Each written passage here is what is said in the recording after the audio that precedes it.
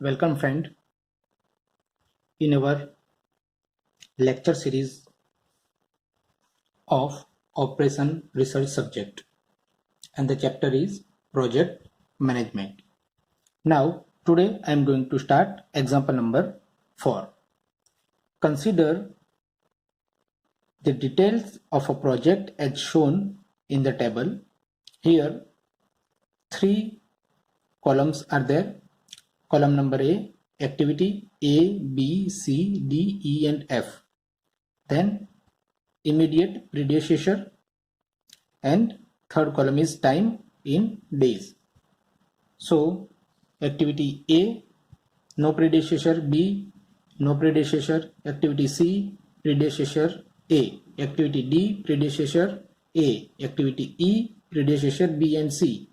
Activity F, predecessor D and E. And the time is 16 days, 20 days, 8 days, 10 days, 6 days and 12 days respectively. Now we have to find out number 1, draw network diagram. Second, find the critical path and compute total floats and free floats for non-critical activities.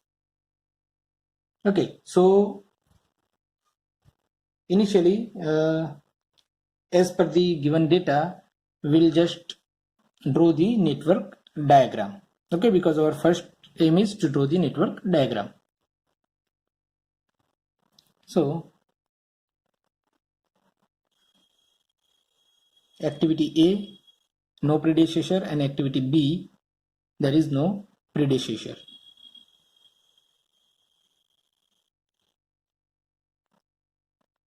So here activity A,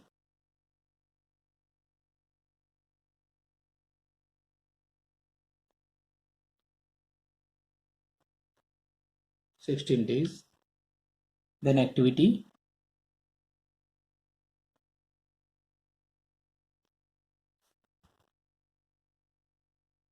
B, activity B, 20 days. Then activity C, predecessor is A. But here you can see that in this predecessor, B and C are merged into one event. So this is B and this is one event. So here B and C will merge. So I will draw the activity C in the direction of this line. So this B and C can be merged. Okay. So you have to see this type of activity also in the given data. So due to this type of activity, you will not go into wrong directions. That's why activity C. Okay, and here B and C is merged in one event. So activity C predecessor is A. So this is A and it will merge into B and C, this event. So I will draw the activity C like this. So this is activity C and the time is 8 days. Now activity D, again predecessor A. So here activity D, predecessor A. So this is activity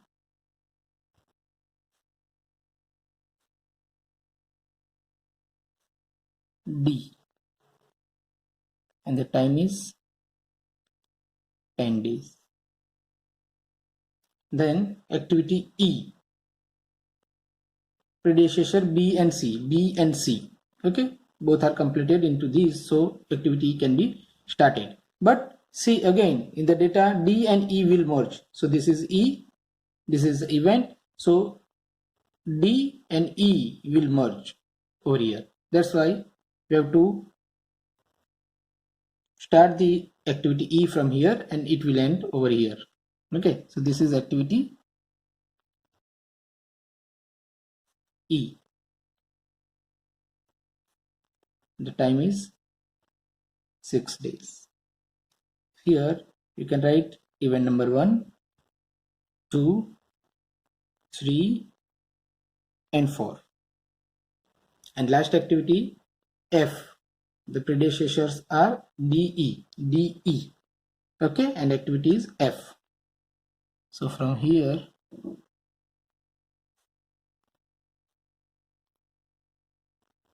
this is activity F, time taken 12 days, and this is event number 5. Now we have to draw this square box on each and every event. So the upper box, in which you have to write the earliest start time value, and on the lower box latest finish value. Earliest start time and latest finish time. So we know that for the first event always the earliest start time is 0, and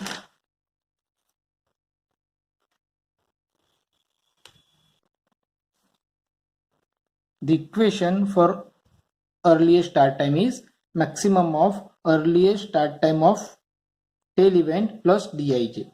Okay, so earliest start time of tail event plus Dij means activity duration. Okay, so 0 plus 16, so 16. Here in event number 3, 2 events are coming.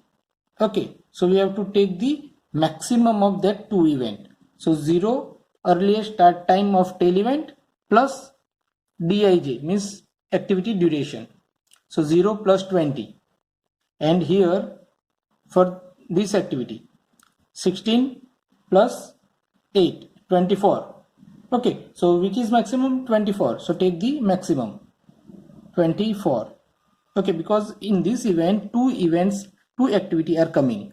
So for that 2 activity, calculate the earliest start time and take the maximum from both the activity. So here 0 plus 20, 20, and 16 plus 8, 24. So 24 is maximum. So take a 24. Now for this one, event number 4. Here again 2 activity are coming. So take the maximum. 16 plus 10, 26. 24 plus 6, 30. Okay, so take the maximum 30. Now 30 plus 12, 42.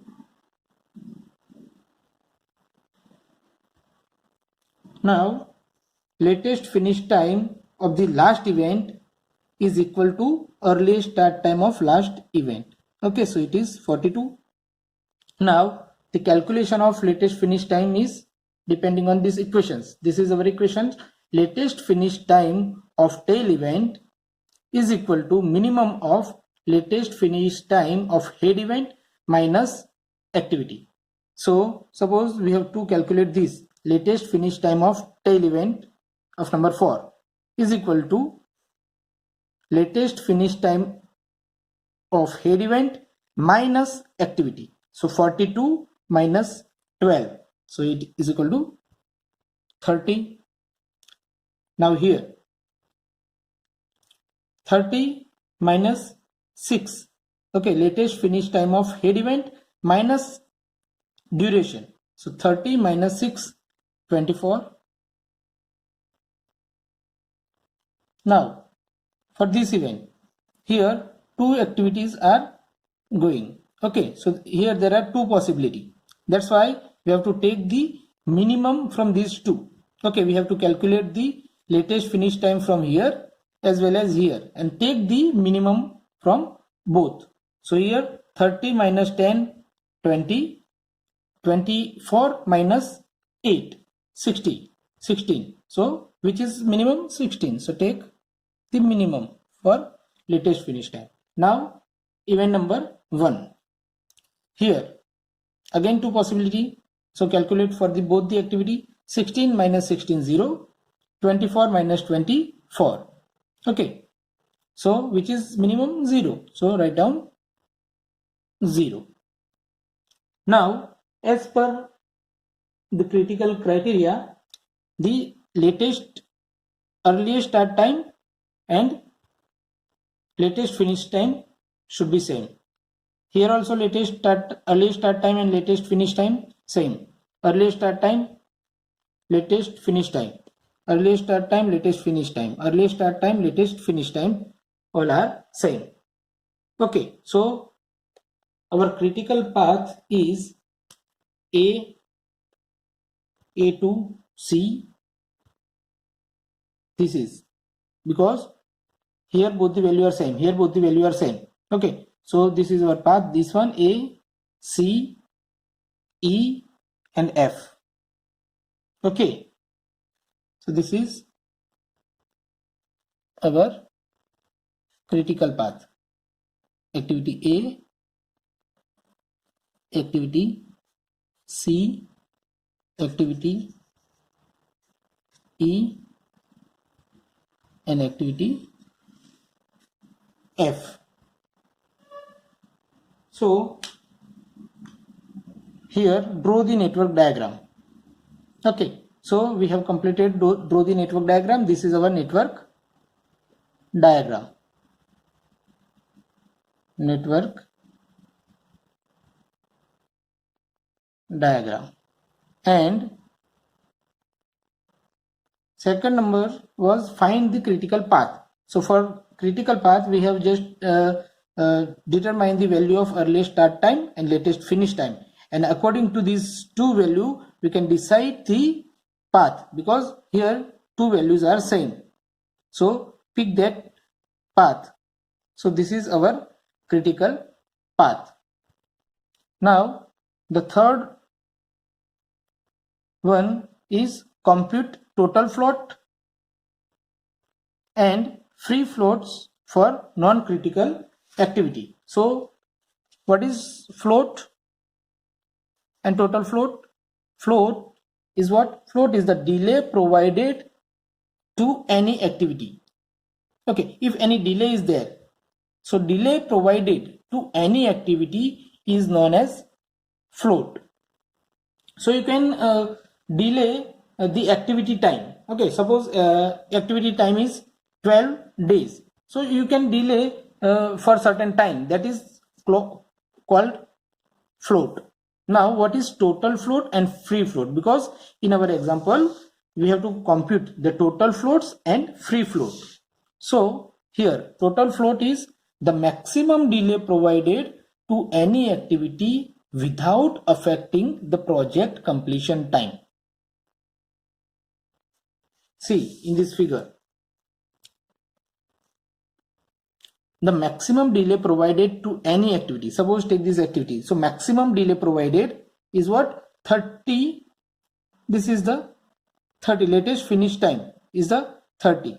So latest finish time minus earliest start time. As per equations, latest finish time of head event minus earliest start time of tail event minus dij, durations. That is our total float. Means this is the delay. Whatever the value may be, it should be a delay, but without affecting the project completion time. This time is yes 42 days. Okay, so your project will not be delayed beyond 42 days. Okay, so that is total delay, total float. And free float is what? Free float, the delay provided to any activity without affecting the earliest start time of immediate successor activity in the network. So this is the delay. Free float is what? So it is the delay provided to any activity without affecting earliest start time of immediate successor activity. Okay, so in this figure, see, take this activity E. So the delay provided to any activity without affecting earliest start time of immediate successor. This is the immediate successor. So what is the earliest start time? This is the earliest start time. Okay, so without affecting the earliest start time of immediate, sorry, this is the immediate, this is the predecessor and this is the immediate successor. So this is the earliest start time. So without affecting this time, we can delay the activity duration. Okay, so free float is what? The delay provided to any activity without affecting the earliest start time of immediate successor activity. So for E activity, successor is F activity. So what is the earliest start time of immediate successor? 30. Okay, so we can delay this activity up to 30 days, not more than that. Okay, so here your activity will finish in 6 days, but free float is what? It is the delay provided, means here we have 24 days extra. We can finish this activity in 24 days, not more than that, because here 30 is the earliest start time. So before these 30 days we have to complete this activity. Here the activity will complete in 6 days, but still we have 24 days buffer time. So that is the free float, and the equation of free float is earliest start time of head activity minus earliest start time of earliest start time of head event minus earliest start time of tail event minus durations. Here, see in this figure, earliest, take the activity E. So here, free float means earliest start time of head event. So this is 30. Earliest start time of head event minus earliest start time of tail event, 24, minus durations, 6. Okay, see in this summary table, I have just drawn the summary table to compute the total floats and free floats. Here activities, I and J activity, durations, total floats and free floats. Okay, this is the activity and this is the head and tail and head event. This is the duration. Here we have to write the total floats and free floats. So this is our network diagram as we have drawn in previous slide. So here our critical path is, this is our critical path, this is our critical path. Okay, now total float is equal to latest finish time of J activity, total finish time of event head event minus earliest start time of tail event minus durations. So we can take the total, we can compute the total float one by one. Suppose take the activity A. So activity A is 1 to 2. So TF, total float 1 to 2, latest finish time of head event, latest finish time. Okay, so 16, latest finish time of head event 16 minus earliest start time of tail event 0 minus duration 16 is equal to 0. 16 minus 0 minus 16 is equal to 0. Now for activity B, it is 1 to 3.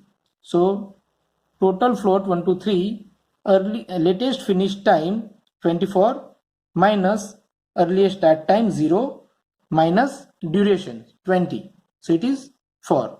So I will write it 0, 1 to 2 activity 0, then 1 to 3 4, then for activity C, that is 2 to 3, 2 to 3.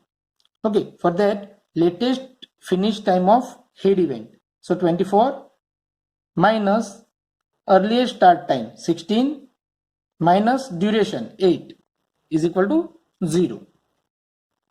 So 0. Then activity D, 2 to 4, Okay, so latest finish time of head event, that is 30, minus earliest start time, that is 16, minus duration 10 is equal to 4. So for then activity E, that is 3 to 4. So latest finish time of head event 30 minus earliest start time 24 minus duration 6 is equal to 0. Then activity F, that is 4 to 5. So latest finish time of head event 42 minus earliest start time 30 minus duration 12 is equal to 0. Now for free float, for activity A, that is 1 to 2. Okay, so earliest start time of head event 16 minus earliest start time of tail event 0 minus duration 16 is equal to 0. So 0. Then activity 1 to 3, this one. Okay, so earliest start time of head event 24 minus earliest start time of tail event 0 minus duration 20 is equal to 4. Activity 2 to 3, 2 to 3. Okay, so earliest start time of head event 24 minus earliest start time of tail event 16 minus duration is equal to 0. Now for activity 2 to 4, 2 to 4, earliest start time of head event minus earliest start time of tail event minus duration 10 is equal to 4. Now 3 to 4, earliest start time of 3 to 4, 3 to 4, earliest start time of head event minus earliest start time of tail event 24 minus duration 6 is equal to 0. And for the last activity 4 to 5,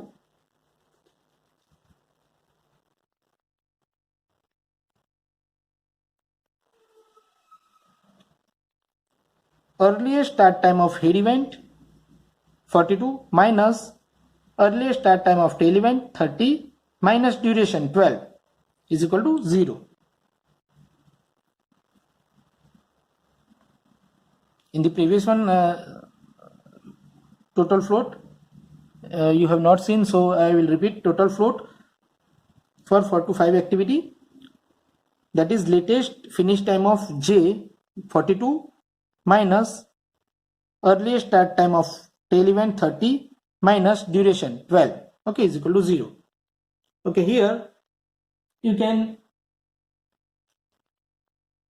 see that 0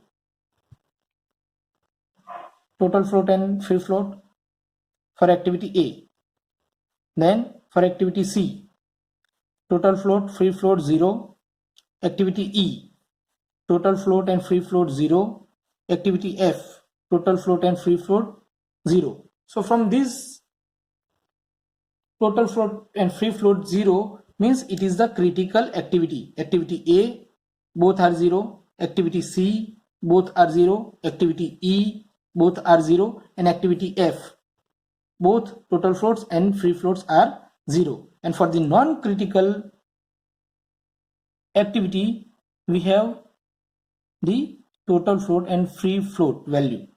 That is for activity B, that is non-critical, so total float is 4 and free float is also 4.